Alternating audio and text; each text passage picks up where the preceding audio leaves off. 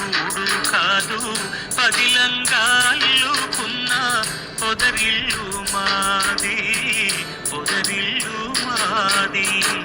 మేడంటే మేడ కాదు గూడంటే గూడు కాదు పదిలంగా అల్లుకున్న పొదరిల్లు మాది పొదరిల్లు మాది.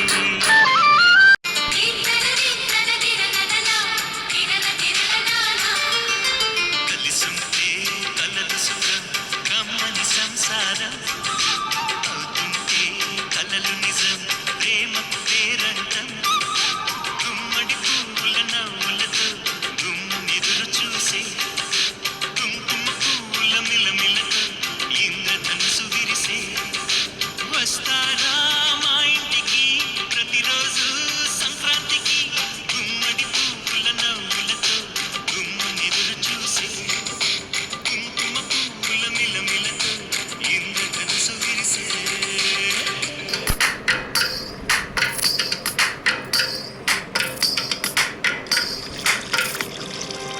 తందానే తందానే తందానే తందానే చూసారా ఏ చోటైనా ఇంత ఆనందాన్నే. తందానే తందానే తందానే తందానే కన్నారా ఎవరైనా ప్రతిరోజు పండగనే. ఏ దివ్యతనం మనసు పడి రాసిందో ఎంతో అందంగా ఈ కలరాతలనే. ఏ చిరునవ్వు రుణపడుతూ గీసిందో తనకే రూపంగా. ఐదుగురు ఆడపిల్లలు. ఆ ఆడపిల్లల్లో ఫస్ట్ ఆవిడ దుర్గమ్మ కనకమ్మ.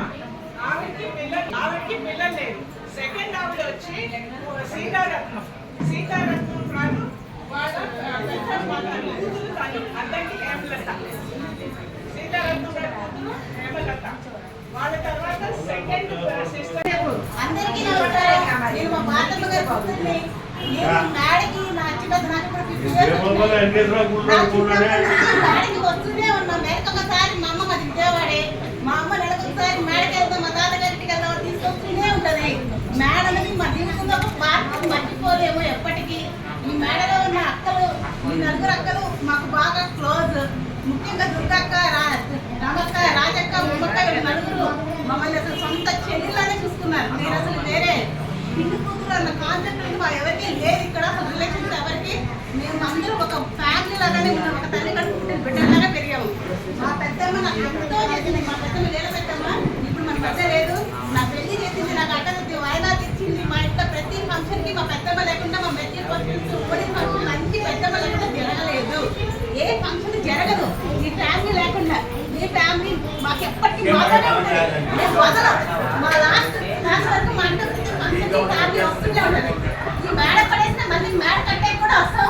ముఖ్యంగా అల్లుడు గారు చిన్న ముక్క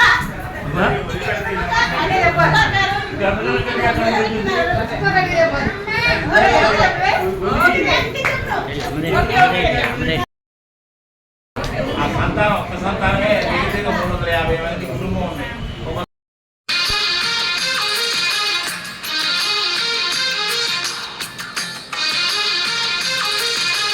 అందమైన కలల కుటీరం అమృతాలు కురిసే తీరం మా ఇల్లు ప్రేమాలయం దేవుళ్ళ జన్మాలయం. సంక్రాంతి ప్రతిదినం